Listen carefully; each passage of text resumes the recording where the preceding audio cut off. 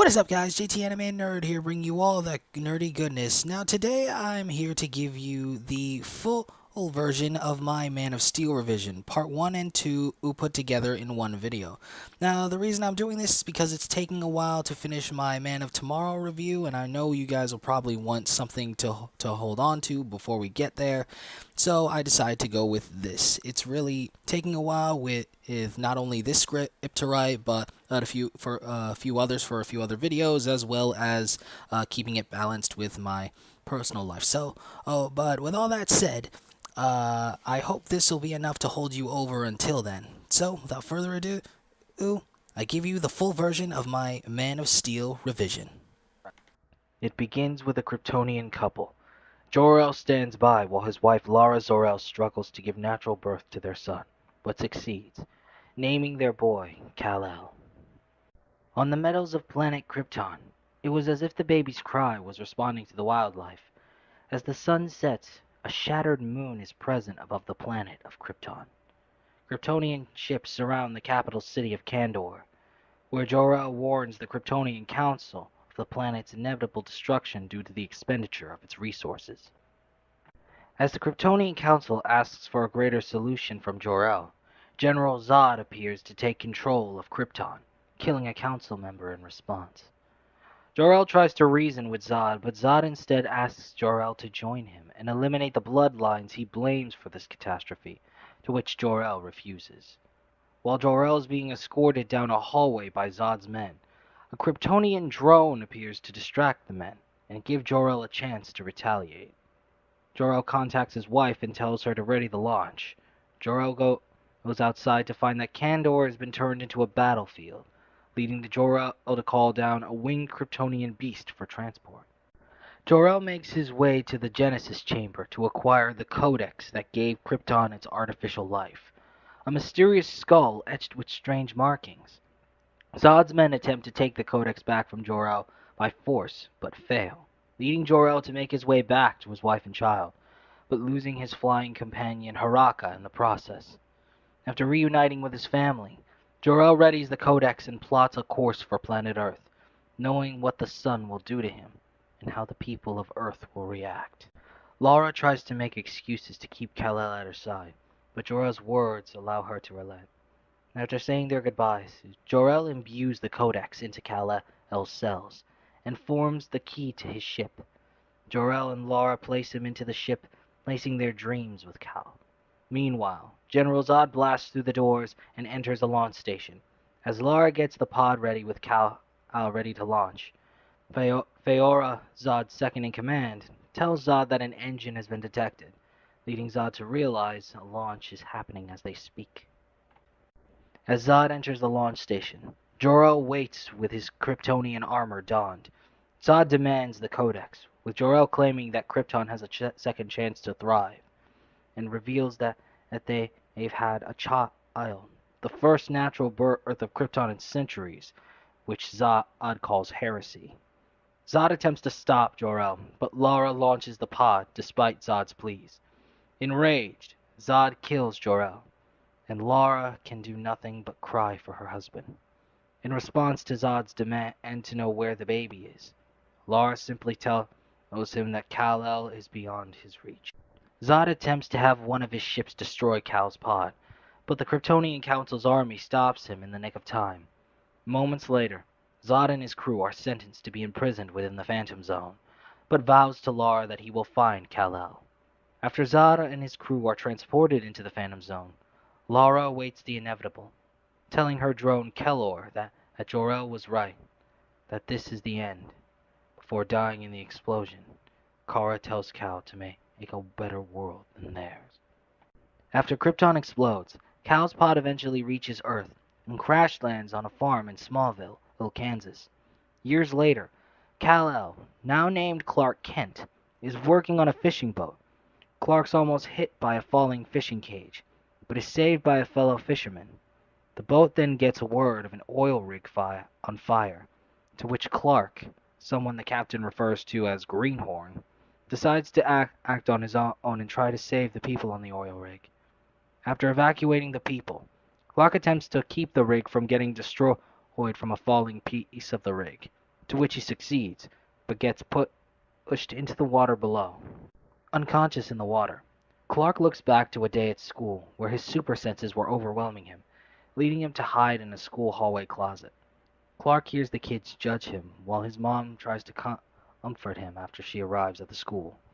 Clark claims that the world's too big, and so Clark's mother, Martha Kent, tells him to make it smaller and focus on her voice, allowing him to control his powers and exit the closet, giving his mom a big hug. Back in the present, Clark steals some new clothes and attempts to get back home to Smallville. Having another flashback, Clark thinks back to a day when his school bus caught a flat tire and fell into a nearby river. Unbeknownst to everyone, other than his childhood friend Lana Lang and his childhood bully turned friend Pete Ross, he saved everyone, and he also saved Pete from drowning. Days later, Pete's mom tries to pry into Clark's family's business, telling Clark's parents about what her son saw, all pertaining to Clark's powers, and breaching them as an act of God. Meanwhile, Clark's dad, Jonathan Kent, tries to tell Clark that he needs to keep his powers hidden, and that there's more at stake than just the people around him. As Clark begins to question if he's cursed, Jonathan decides to show Clark the pod they found him in, and the key they found that was said to not even exist on the periodic table, revealing that Clark is an alien. Despite Clark's resentment of himself, his dad tries to tell Clark that there was a reason he was sent to Earth. Back in the present, Clark works as a waiter, but sees a fellow waitress being harassed, leading Clark to intervene and almost get into a fight. Moments later, when the harasser exits the diner, he comes to find that his truck's been destroyed in an inhuman manner, mainly due to him belittling and Clark and treating him badly before he left. Meanwhile, in the Arctic, a reporter from the Daily Planet named Lois Lane and her intern photographer Jimmy Olsen arrive on a military site, being there to investigate something abnormal buried in ice. Lois and Jimmy meet with Colonel Hardy and Dr. Emil Hamilton, all investigating a 20,000-year-old ship of some kind under the ice. That night, Lois sneaks away from the site to take some pictures, only to notice someone head for the direction of the buried ship. Meanwhile, Clark heat visions his way through the ice, discovering the Kryptonian ship beneath it. Clark investigates and finds a panel for the key to his ship, and then inserts it, but not all the way, causing a Kryptonian defense drone to attack him. Clark shuts it down by inserting the key all the way in, but then sees what appears to be a familiar man down the hall. Lois Lane enters the ship, while Clark continues to investigate, seeing this man appear left and right. Just then, Lois encounters the Kryptonian defense drone while Clark finds a decayed Kryptonian body within a pod, as well as an empty pod. After taking a picture of the drone, the flash of the camera causes it to lash out and attack Lois. Hearing the commotion, Clark steps in to save her. After a slight panic, Lois calms down, and Clark checks to find a wound on her body. Warning Lois about the pain beforehand, Clark decides to cauterize the wound with his heat vision, causing Lois to scream in a great pain. Suddenly, the Kryptonian ship rises and flies away from the military site, revealing to Hardy and Emil that this was an extraterrestrial ship. Lois is later found on an iceberg, doing her best, and then, and moments later, does her best to post the story of her encounter with the ship and the unknown man. However, Lois and Jimmy's boss, Perry White, denies the story, not wanting to take the alien thing seriously. In response, Lois and Jimmy do whatever they can to find Clark. Meanwhile, Clark is somewhere else in the Arctic, now face to face with an image of Jor-El's consciousness. Jor-El reveals everything to Clark, that he's his father, his birth planet of Krypton, his birth name, and even the story of Krypton, the Kryptonian expansion, an era where Krypton spread its reach to other planets. With the scout ship, Clark is standing and being one of them. Jor-El states that they've used machines to terraform planets for over 100,000 years, and flourished by accomplishing wonders. Sadly, when artificial life for Krypton was founded, the space exploration and outposts were abandoned. This resulted in using up their planet's resources and making Krypton's core unstable. Jor-El then explained that General Zod would attempt to take over Krypton, but ensured Clark's safety on Earth before Krypton would be destroyed. Jor-El then shows Clark the Genesis Chamber, the place where Kryptonians would be born artificially, revealing that every Kryptonian child's role was predetermined before birth. However, Jor-El's belief in freedom led him and Lara to give life to Clark, their hope for an embodiment of choice in life. Jor-El then reveals that he and Lara were tied to Krypton's fate, and so had to die with it. But Jor-El told Clark that he can embody both worlds, as he was much a part of Earth as he was of Krypton. Jor-El then presents Clark with his Superman suit, telling Jor-El to give humanity a hope, what the symbol on his Kryptonian suit stands for in their language. Clark exits the ship, donned in his Superman suit. Jor-El's voice then explains that Clark's powers are tied to the yellow sun's radiation. Superman then begins to test his flight, not getting the hang of it at first. Jor-El's voice tells Clark that he'll give humanity something to strive for, and that they will join him in the sun in time. Clark then tries to fly again, finally mastering his new power. Lois and Jimmy begin to search for clues however they can about Clark's whereabouts, even going to Clark's mother Martha for answers. Lois and Jimmy would eventually meet Clark at the Smallville cemetery. Clark then explains to Lois how his father Jonathan kept telling him that the world would reject him if he revealed himself too soon. Through a flashback, Clark explains the story of when he last saw his father, who he had an argument with, before a tornado came in and threatened the lives of everyone on the highway. Jonathan risked his life to save their family dog, and as the tornado was getting closer, Clark was about to attempt to rescue him. However, Jonathan signaled Clark not to save him, believing that it was too early for anyone to know about who he truly was, and so sacrificed himself to ensure his son's safety and future. In the present, Clark explained that he let his father die because he trusted his father's belief that the world wasn't ready to know about him yet, making Lois and Jimmy think for a moment. Back at the Daily Planet, Perry lectures Lois about letting one of her sources leak her story online, but Lois states that she's done chasing the story, surprising Perry. Despite that, Perry punishes Lois by docking her pay for 2 weeks.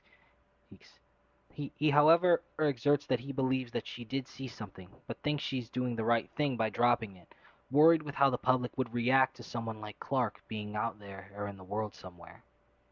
Clark returns home, greeting his mom and telling her about Lois and Jimmy, as well as what he discovered about himself, his parents, his planet, and his people.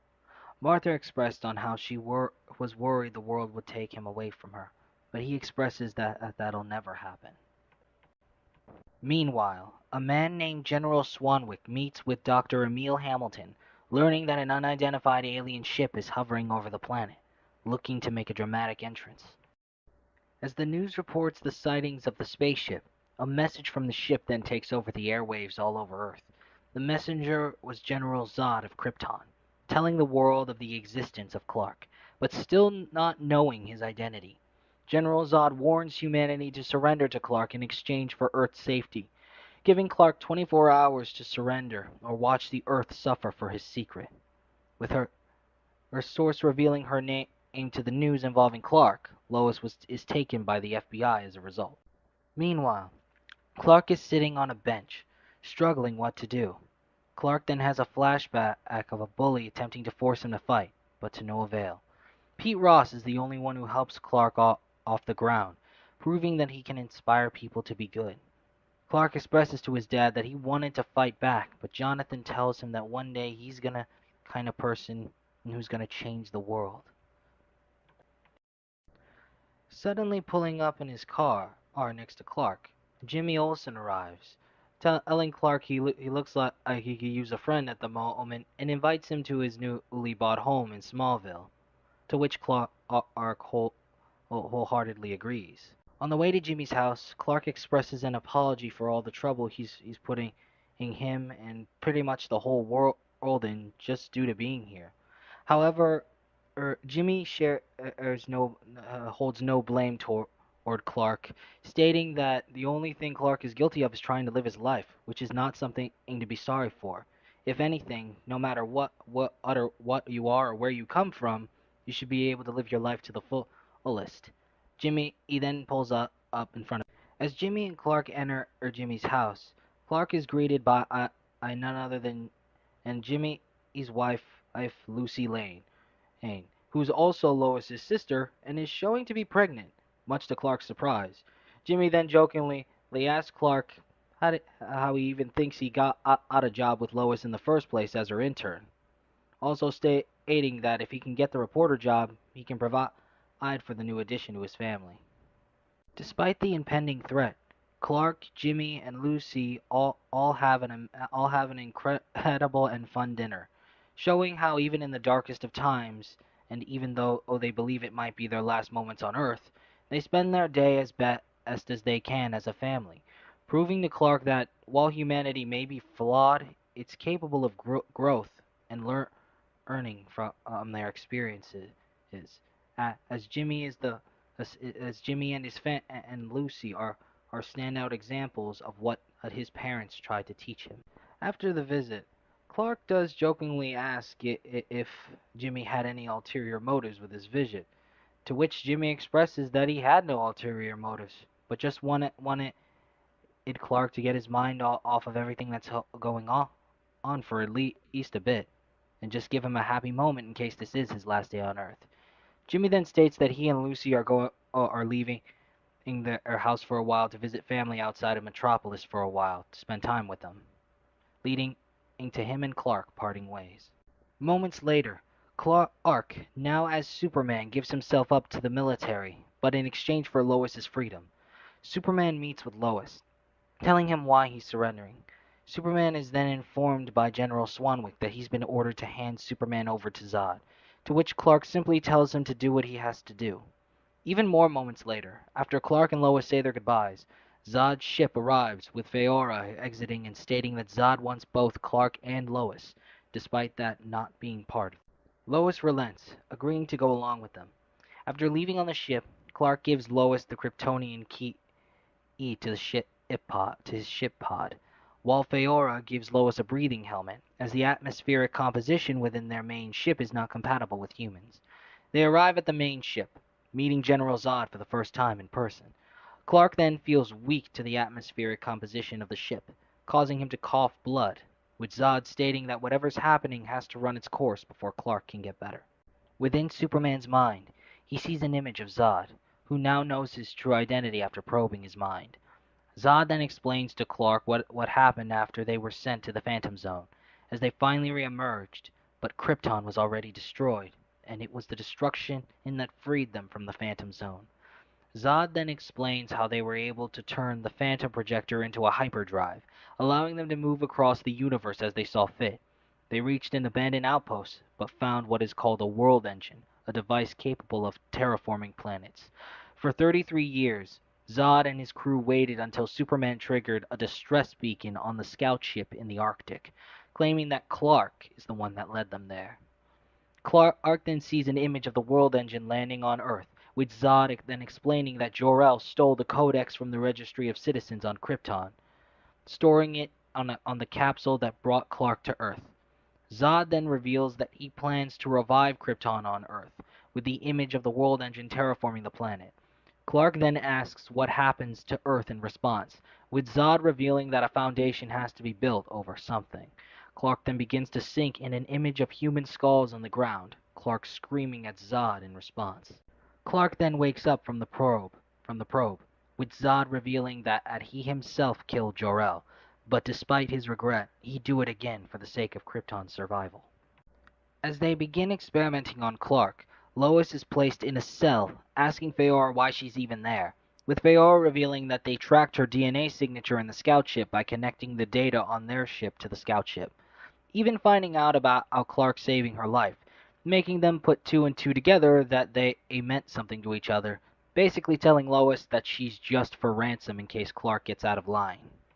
While trapped in the cell, Lois finds a panel to insert the Kryptonian key into, allowing the image of Jor-El to appear before her and take over the ship's controls to allow her to escape. Zod's, ship, Zod's ships head for Smallville, while Jor-El helps Lois escape, and in turn, helps Clark escape despite them taking his blood. Lois escapes in a pod but nearly dies as it was badly damaged. Before Clark goes to save her, Jor-El confirms to Clark about the Codex, but wanted Clark to learn how to be a human first, so that when the time was right, he could bridge both worlds. Jor-El tells Clark that he can save Lois and all of humanity, leading Clark to embrace his role as Superman. Clark saves Lois from falling to her death, with Lois revealing that they probed her mind. Meanwhile, Zod appears on Clark's farm, threatening Martha to tell him where the Codex is. Feora finds Clark's pod, but no sign of the Codex. Enraged, Superman attacks Zod for threatening his mother. Zod then removes his helmet, as it was badly damaged by Superman's attack, activating his enhanced senses under the Earth's sun, overwhelming him as it did Clark when he was just a kid. Zod's loyal soldiers, Feora and Namek, retrieve Zod and withdraw him from Smallville while they stay behind to fight Clark. Suddenly, the military begins firing at Superman and his adversaries, not realizing that Superman's on their side. Namek attacks one of the jets, destroying it in the process, while Feora goes to strike the other one, but Superman intervenes, taking the fight to a nearby IHOP. During the fight, Feora brags about her lack of morality giving her an evolutionary advantage. Superman struggles to defeat Feora and Namek, but the two then turn their attention to the military, leading Superman to save them as he can. Feora then steers her sight on the soldiers that attack her, killing each of them with ease while Superman fights Namek. Feora gets ready to fight Hardy one-on-one with a blade, claiming that a good death is its own reward. Superman then charges in, saving Hardy from a needless death. Superman then gets hit with a train thrown by Namek, as Superman had hurled him into a train yard earlier. Namek retrieves an unconscious Feora and escapes. Superman then exits the building he was flung into, surrounded by military soldiers that have their guns on him. Despite this, he refuses to fight any of them and walks slowly past them, facing Hardy, who claims that Superman is not their enemy. Clark returns home to find his mother okay, but the house destroyed. Clark confides in his mother about how the Codex can bring his people back, but the Kryptonians have no intention of sharing the world. Lois then arrives, claiming she knows how to stop them. Meanwhile, the scientist that took some Clark's blood, Jack Ur, relays to Zod that he's located the Codex, revealing that the Codex was never in the capsule, but placed within Clark's individual cells by Jor-El. The scientist confirms that to Zod that Clark needn't be alive to have the Codex extracted, and so Zod releases the World Engine upon the Earth. As the military detects two world engines, they land on Earth, with the military discovering that it will terraform the Earth, wiping out humanity in the process. As the world engines begin to terraform the planet, the one in Metropolis begins creating grave disaster for the people within Metropolis, increasing the Earth's mass and manipulating its gravity.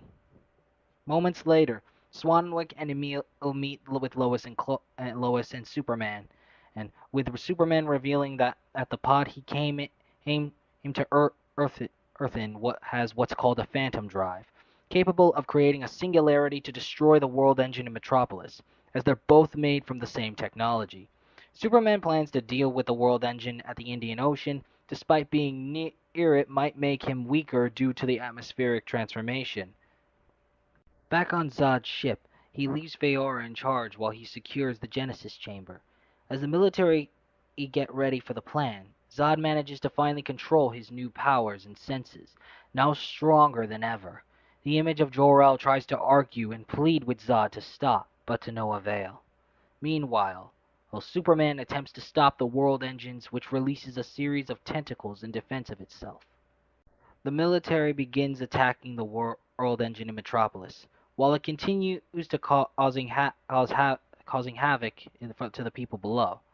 In all the commotion, Perry White and two employees of the Daily Planet try to escape to safety, only for a building to fall down and nearly crush them to death.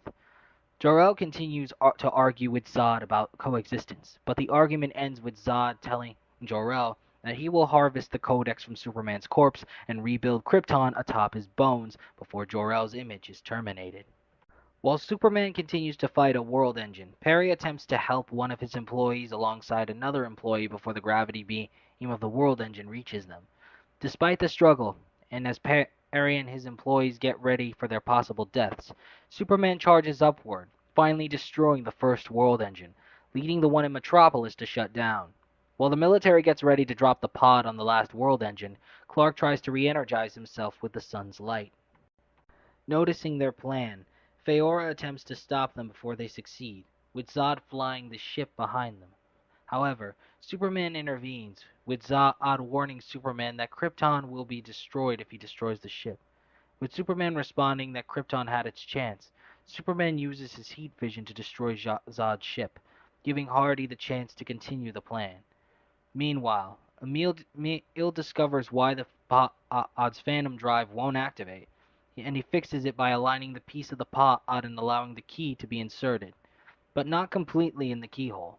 Suddenly, Feora attacks the aircraft, attempting to stop them, leading Hardy to head for the main controls.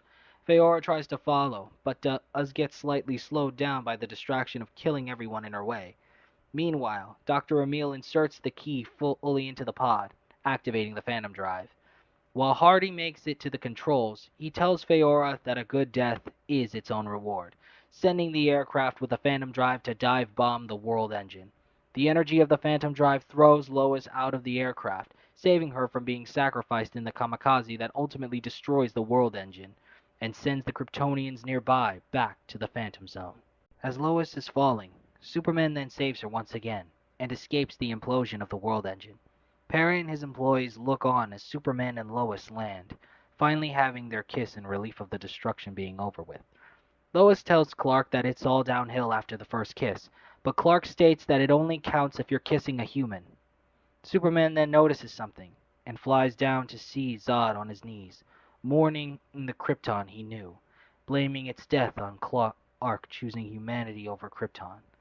Zod then explains to Clark that he only exists to protect Krypton, but now his people are no more, something that Superman has taken from him. Enraged, Zod charges at Clark, declaring that he will make humanity suffer, and that in the end, he will make them kneel before Zod. Superman declares Zod a monster, and so finally decides to fight him head on.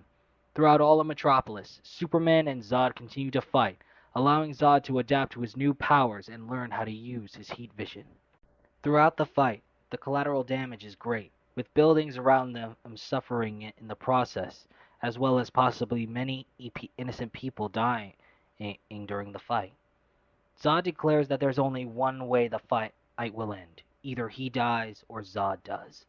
Midway through the fight, Zod claims that he was bred to be a warrior and trained for years to master his senses, removing his armor and embracing the new powers he's attained. The climactic battle continues in midair through Metropolis and space until they crash into a train station, which Jimmy Olsen and his wife Lucy Lane are at in order to visit relatives outside of Metropolis, much to Clark's surprise. Superman tries to hold Zod back, but Zod then states that if Superman loves these people so much, he can mourn for them. Zod then unleashes his heat vision, getting it closer to Jimmy and Lucy, who are screaming in fear as Lois comes down to see the horrific sight of Jimmy and her sister Lucy in danger. Superman pleads with Zod to stop, to which Zod responds never. In the blink of an eye, Superman makes the heartbreaking decision to break Zod's neck and kill him. Lois, Jimmy, and Lucy look on, saddened for Superman, as he had to make the most difficult decision of his life. Superman screams in distress, ashamed at what he's just done. Lois comes down hugging her sister in comfort, and then hugs Superman, comforting him to let him know that he wasn't given a fair choice. Possibly a day later, General Swanwick is driving through the desert with his captain, only to be surprised as a surveillance drone drops in front of him, with Superman appearing, revealing that he did it. After complaining about the drone's cost, Superman tells Swanwick he won't let them find out where he hangs his cape. Superman declares that he's here to help, but it has to be on his terms. Superman then tells Swanwick that he has to convince Washington, but Swanwick asks what makes Superman and think they'll listen, with Superman stating to Swanwick that he'll just have to trust him. After Superman leaves, Swanwick's captain hilariously expresses her attraction to Superman. Clark then meets with his mother Martha at the Smallville cemetery, visiting his father's grave. We then see a flashback of Clark as a little boy playing superhero, with his father watching him, seemingly knowing that being a hero was his future. Back in the present, Clark tells Martha that he'll have to look for a job so he can blend in and keep his ear to the ground, and learn as much information on current dangers as he can to continue his job as a superhero. Back at the Daily Planet, Perry White introduces a new employee to Lois and Jimmy, a man named Clark Kent, with Jimmy and Lois happily welcoming Clark to the Daily Planet, seemingly knowing exactly. In a post-credit scene of the movie, we go back to days earlier when Zod made his announcement to the world. We see a dark cave filled with bats, only to then hear Zod's announcement. We then see a wide computer screen with Zod's message being displayed, as the silhouette of a familiar person with pointed ears and a dark black cape is watching it. The person then turns around, allowing us to see nothing but the symbol of the Batman on the person's chest. Fade to black. I hope you guys enjoyed this video. If you did, be sure to check out our merch store, Buy Me a Coffee page, and Amazon affiliate link linked in the description and pinned comment below, so you can help us expand the channel and give you guys higher quality content. Also, if you want to check out our original content, be sure to check out the playlists linked in the description below. With all that said and done, I'm JT Anime, and I'll check you guys later.